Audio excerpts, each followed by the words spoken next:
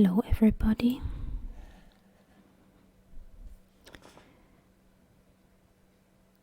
Today I'm going to read again from the Player's Handbook for Dungeons & Dragons 5e. And we are still in the chapter concerning the races of Dungeons & Dragons.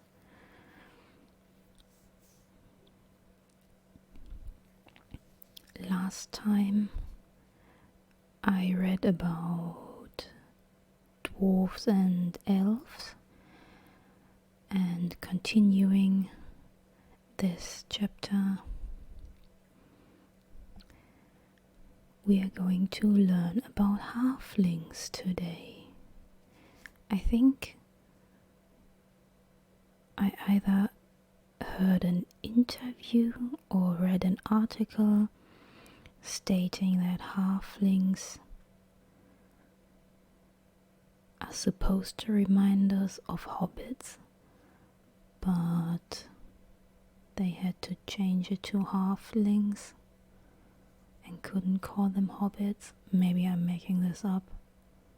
Anyway, halflings. The comforts of home are the goals of most halflings' lives. A place to settle in peace and quiet, far from marauding monsters and clashing armies. A blazing fire and a generous meal, fine drink and fine conversation. Though some halflings live out their days in remote agricultural communities, others form nomadic bands that travel constantly, lured by the open road and the wide horizons to discover the wonders of new lands and peoples. But even these wanderers love peace, food, hearth and home, though home might be a wagon jostling along a dirt road or a raft floating downriver. Small and practical. The diminutive halflings survive in a world full of larger creatures by avoiding notice or, bearing that, avoiding offense. Standing about 3 feet tall, they appear relatively harmless and so have managed to survive for centuries in the shadow of empires and on the edges of wars and political strife. They are inclined to be stout, weighing between 40 and 45 pounds. Halflings' skin ranges from tan to pale with a ruddy cast, and their hair is usually brown or sandy brown and wavy. They have brown or hazel eyes. Halfling men often sport long sideburns, but beards are rare among them and moustaches even more so. They like to wear simple, comfortable and practical clothes, favoring bright colors. Halfling practicality extends beyond their clothing. They are concerned with basic needs and simple pleasures and have little use for ostentation. Even the wealthiest of halflings keep their treasures locked in a cellar rather than on display for all to see. They have a knack for finding the most straightforward solution to a problem and have little patience for dithering. Kind and curious. Halflings are an affable and cheerful people. They cherish the bonds of family and friendship, as well as the comforts of hearth and home, harboring few dreams of gold and glory. Even adventurers among them usually venture into the world for reasons of community, friendship, wanderlust, or curiosity. They love discovering new things, even simple things, such as an exotic food or an unfamiliar style of clothing. Halflings are easily moved to pity and hate to see any living thing suffer.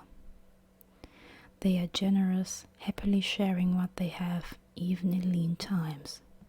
See? This has written Hobbit all over it. Blend into the crowd. Halflings are adept at fitting into the community of humans, dwarves, or elves, making themselves valuable and welcome. The combination of their inherent stealth and their unassuming nature helps halflings to avoid unwanted attention. Halflings work readily with others, and they are loyal to their friends, whether halfling or otherwise. They can display remarkable ferocity when their friends, families, or communities are threatened. Pastoral pleasantries. Most halflings live in small, peaceful communities with large farms and well-kept groves. They rarely build kingdoms of their own or even hold much land beyond their quiet shires. They typically don't recognize any sort of halfling nobility or royalty, instead looking to family elders to guide them. Families preserve their traditional ways despite the rise and fall of empires. Many halflings live among other races, where the halfling's hard work and loyal outlook offers them abundant rewards and creature comforts. Some halfling communities travel as a way of life, driving wagons or guiding boats from place to place and maintaining no permanent home. Affable and positive. Halflings try to get along with everyone else and are loath to make sweeping generalizations, especially negative ones. Dwarves make loyal friends, and you can count on them to keep their word, but it would hurt them to smile once in a while. Elves, they are so beautiful. Their faces, their music, their grace and all. It's like they stepped out of a wonderful dream, but there's no telling what's going on behind their smiling faces. Surely more than they ever let on. Humans are a lot like us, really. At least some of them are. Step out of the castles and keeps, go talk to the farmers and herders, and you'll find good, solid folk. Not that there's anything wrong with the barons and soldiers. You have to admire their conviction. And by protecting their own lands, they protect us as well.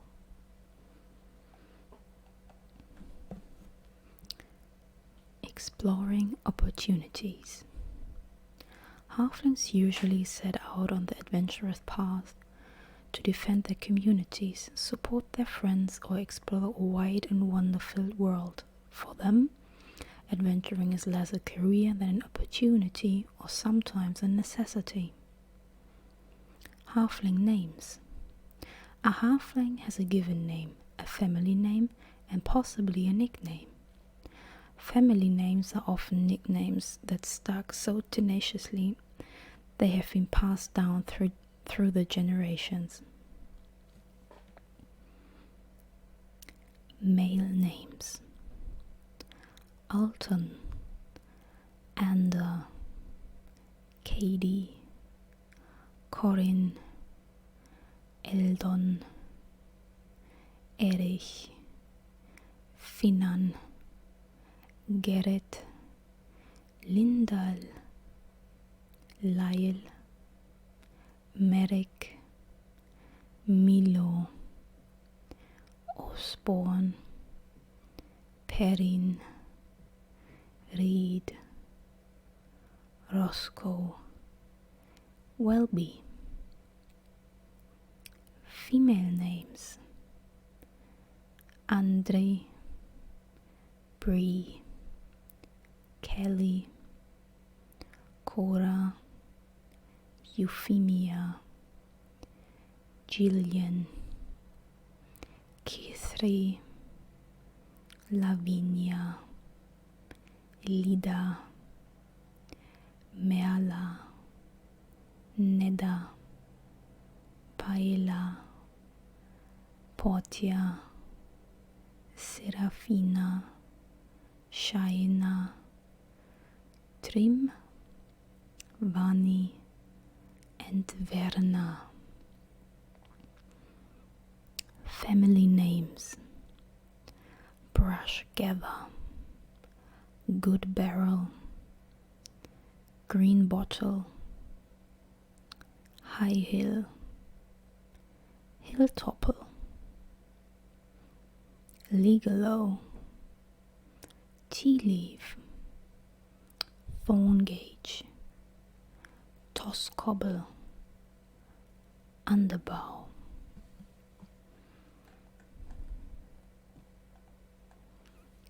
Halfling traits.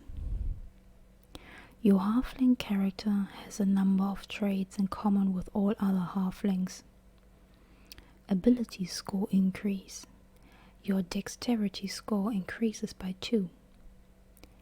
Age. A halfling reaches adulthood at the age of 20 and generally lives into the middle of his or her second century. Alignment. Most halflings are lawful good. As a rule, they are good-hearted and kind, hate to see others in pain, and have no tolerance for oppression. They are also very orderly and traditional, leaning heavily on the support of their community and the comfort of their old ways. Size. Halflings average about 3 feet tall and weigh about 40 pounds.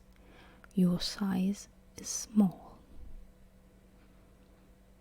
Speed. Your base walking speed is 25 feet. Lucky. When you roll a natural 1 on an attack roll, ability check or saving throw, you can re-roll the die and must use the new roll. Well, does that mean I can re-roll? Or that I have to? Okay, I'm controlling my inner dungeon master and just continue reading. Sorry. Brave. You have advantage on saving throws against being frightened.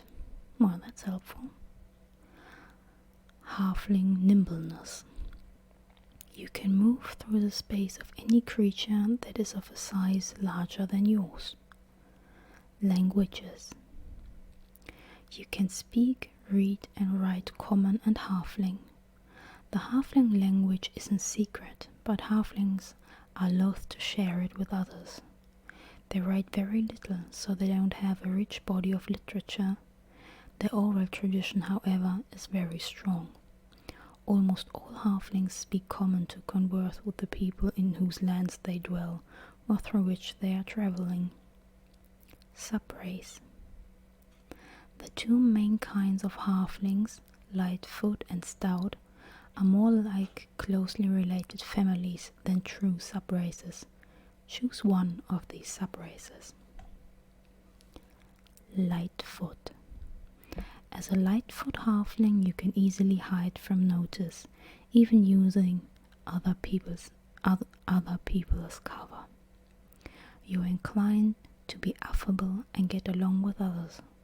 In the Forgotten Realms, Lightfoot Halflings have spread the farthest and thus are the most common variety. Lightfoots are more prone to wanderlust than other Halflings and often dwell alongside other races or take up a nomadic life. In the world of Greyhawk, these Halflings are called Hare-feet or Tall Fellows. Ability score increase. Your charisma score increases by 1. Naturally stealthy. You can attempt to hide even when you are obscured only by a creature that is at least one size larger than you. Stout. As a stout Halfling, you are hardier than average and have some resistance to poison. Some say that stouts have dwarven blood. In the Forgotten Realms, these Halflings are called Stronghearts, and they are most common in the south. Ability score increase. Your constitution score increases by 1. stout resilience. You have advantage on saving throws against poison, and you have resistance against poison damage.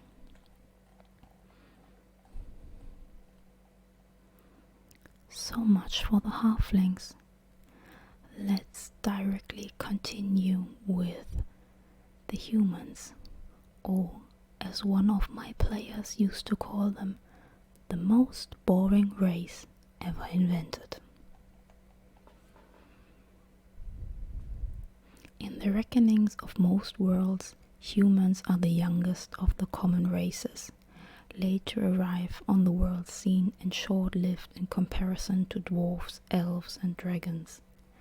Perhaps it is because of their shorter lives that they strive to achieve so much as they can, as much as they can in the years they are given. Or maybe they feel they have something to prove to the elder races, and that's why they built their mighty empires on the foundation of conquest and trade. Whatever drives them, humans are the innovators, the achievers, and the pioneers of the world. A broad spectrum. With their penchant for migration and conquest, humans are more physically diverse than other common races. There is no typical human. An individual can stand from 5 feet to a little over 6 feet tall and weigh from 125 to 250 pounds. Human skin shades range from nearly black to very pale, and hair colors from black to blonde, curly, kinky, or straight. Males might sport facial hair that is sparse or thick.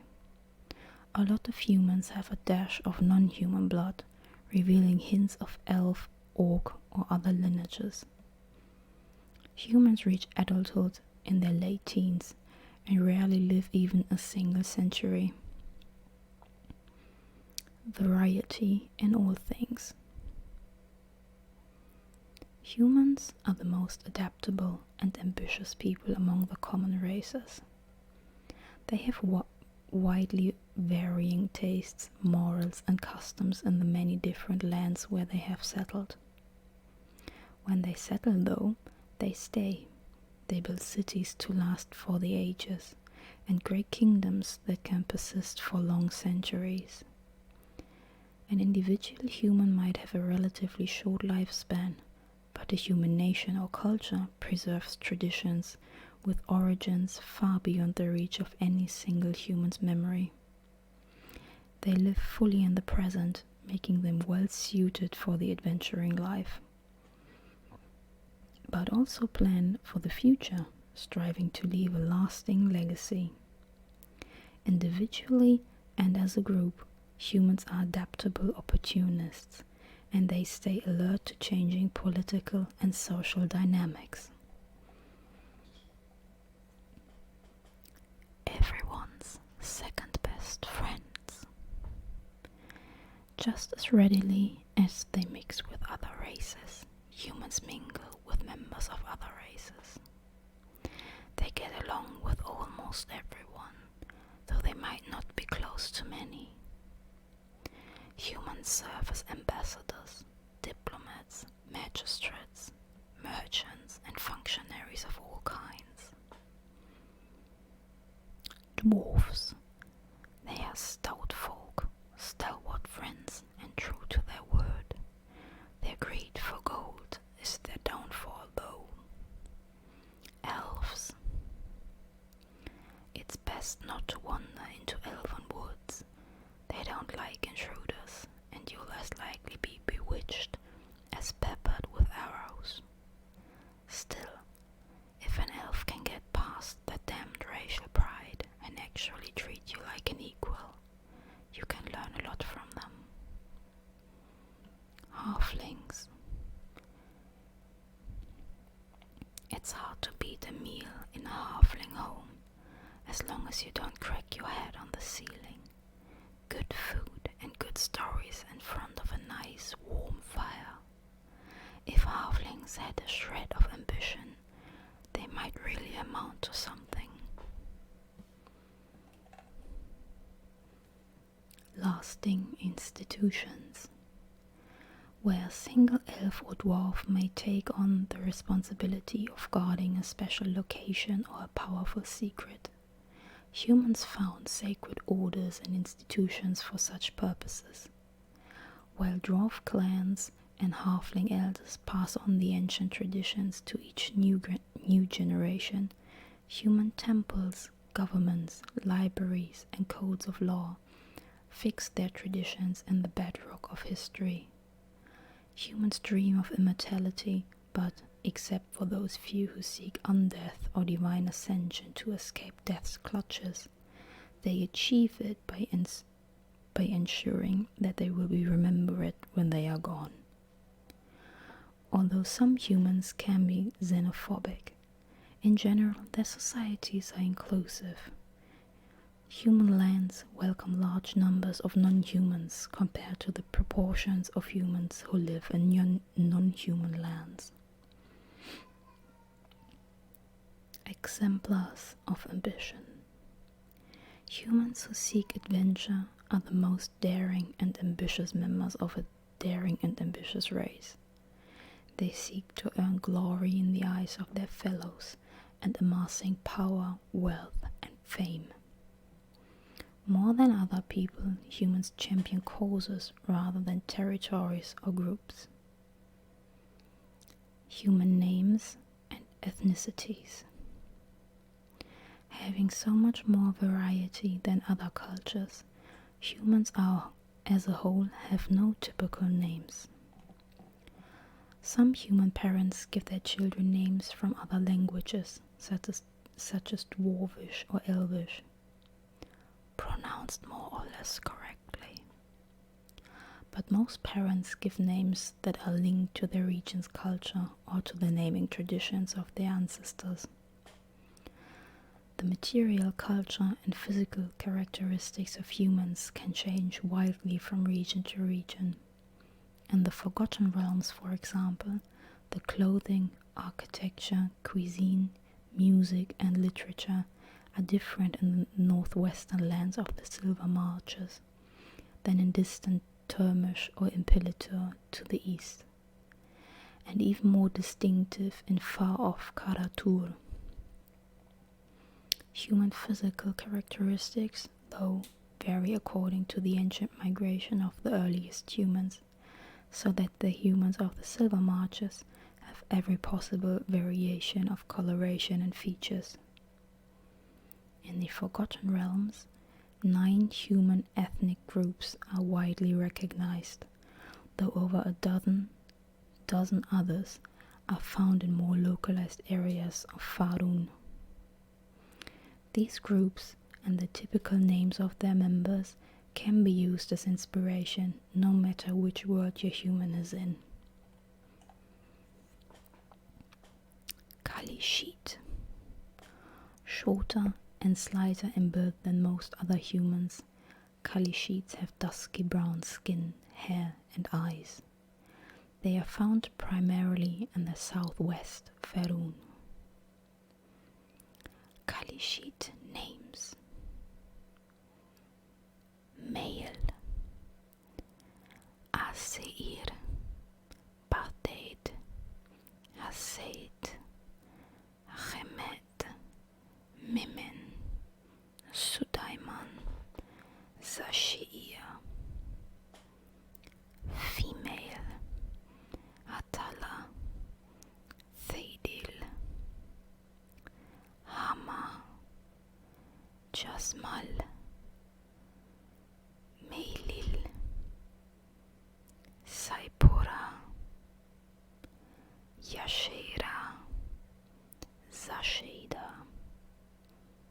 Surnames: Basha, Dumain, Jassan, Khalid, Mostana, Bashar, Rain. Kondathan.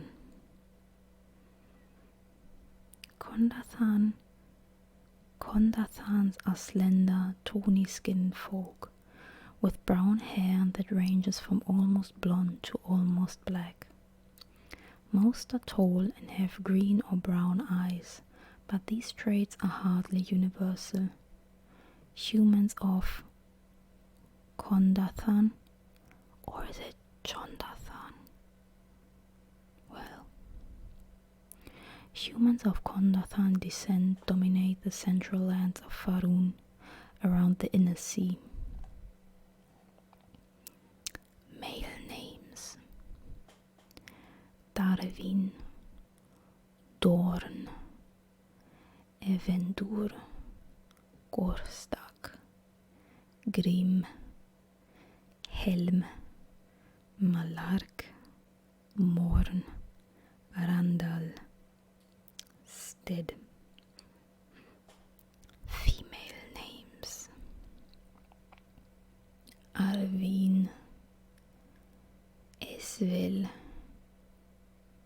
Jesail, Kerry, Lurin, Miri, Rowan, Chandri, Tessel.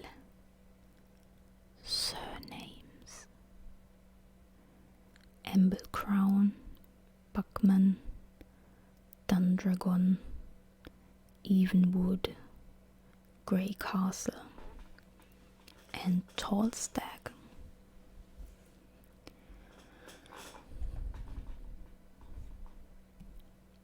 Damaran. Found primarily in the northwest of Faerûn, Damarans are of moderate height and build, with skin hues ranging from tawny to fair. Their hair is usually brown or black, and their eye color varies widely, though brown is most common.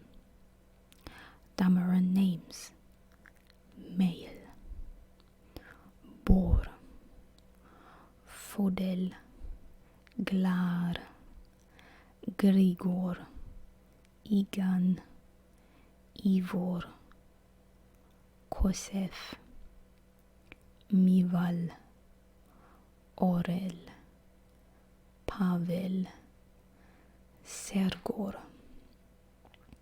Female names: Alethra, Kara, Katernin, Mara, Natalie, Olma, Tana, Zora.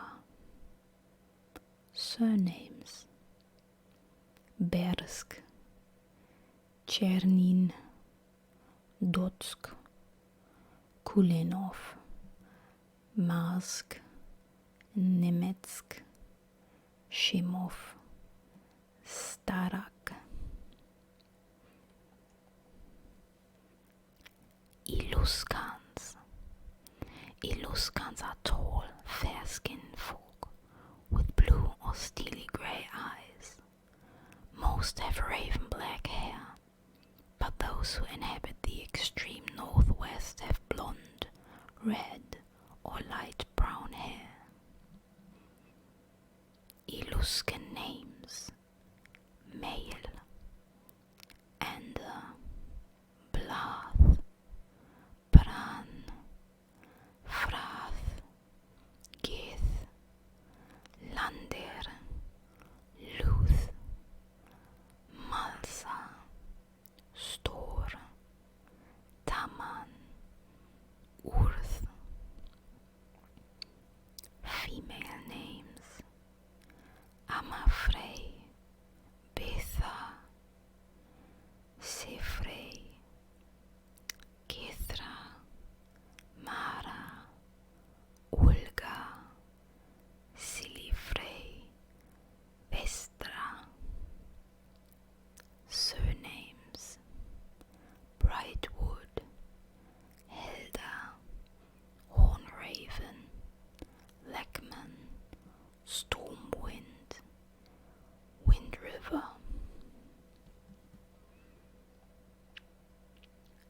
Mulan.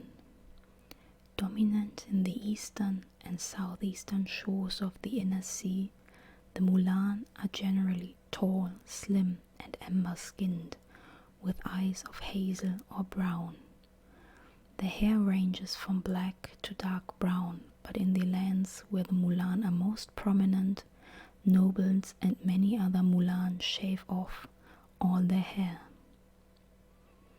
Mulan male names: Aoth, Bareris, Iputki, Kethoth, Mumet, Ramas, Sokehur, Tazade, Urhur.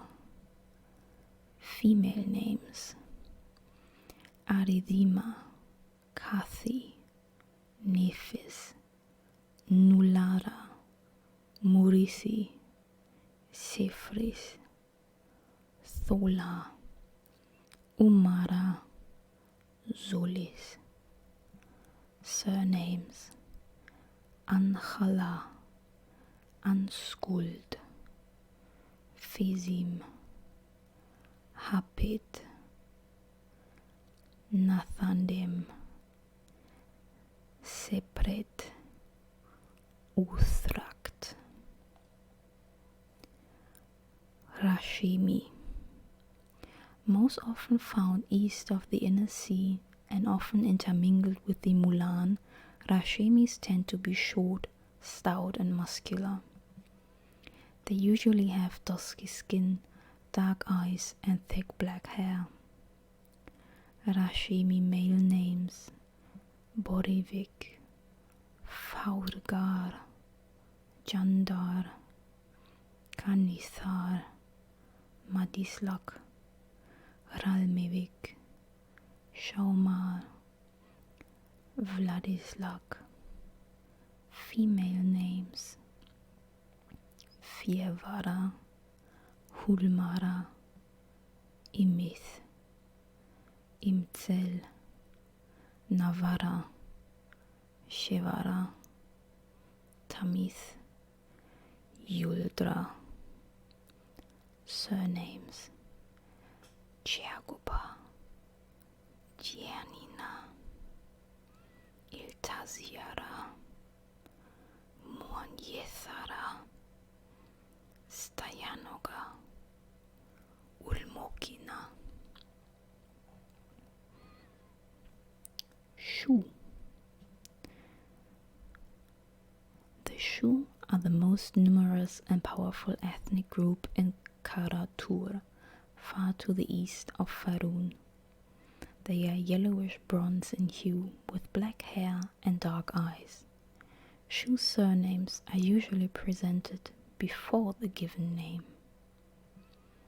Shu male names: An, Chen, Chi, Fai, Jiang, Jun, Lian, Long, Ming, On, Shan, Shui, Wen.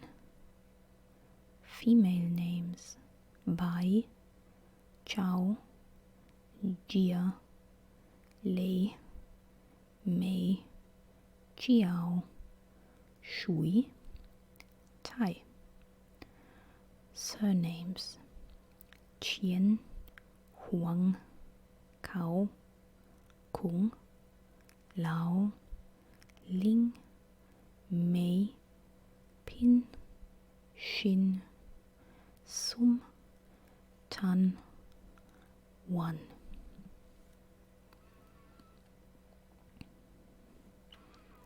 Tethirian. Widespread along the entire Sword Coast at the western edge of Faroon, Tethirians are of medium build and height, with dusky skin that tends to grow fairer the farther north they dwell. Their hair and eye color varies widely, but brown hair and blue eyes are the most common. They primarily use Kondathan names. Turami. Native to the southern shore of the inner sea, The Turami people are generally tall and muscular, with dark mahogany skin, curly black hair, and dark eyes. Turami male names: Anton, Diero, Marcon, Pieron, Rimado, Romero, Salazar, Umbero. Female names: Balama, Dona, Faila, Jalana, Luisa, Marta, Cara, Celise, Vonda. Surnames: Agosto, Astorio, Calabra, Domine, Falona, Marivaldi, Pisacar, Ramondo. Human traits. It's hard to make a generalization about humans, but your human character has these traits. Ability score increase. Your ability scores each increase by 1. Age. Humans reach adulthood in their late teens and live less than a century. Alignment. Humans tend toward no particular alignment. The best and the worst are found among them. Size. Humans vary widely in height and build, from barely 5 feet to well over 6 feet tall. Regardless of your position in that range, your size is medium. Your base walking speed is 30 feet. Languages. You can speak, read, and write Common and one extra language of your choice. Humans typically learn the languages of other peoples they deal with, including obscure dialects. They are fond of sprinkling their speech with words borrowed from other tongues, or curses, elvish musical expressions, dwarvish military phrases, and so on. Variant human traits. If your campaign uses the optional feat rule from Chapter 5, your Dungeon Master might allow these variant traits, all of which replace a human's ability score increase trait. Ability score increase. 2 different ability scores of your choice increase by 1. Skill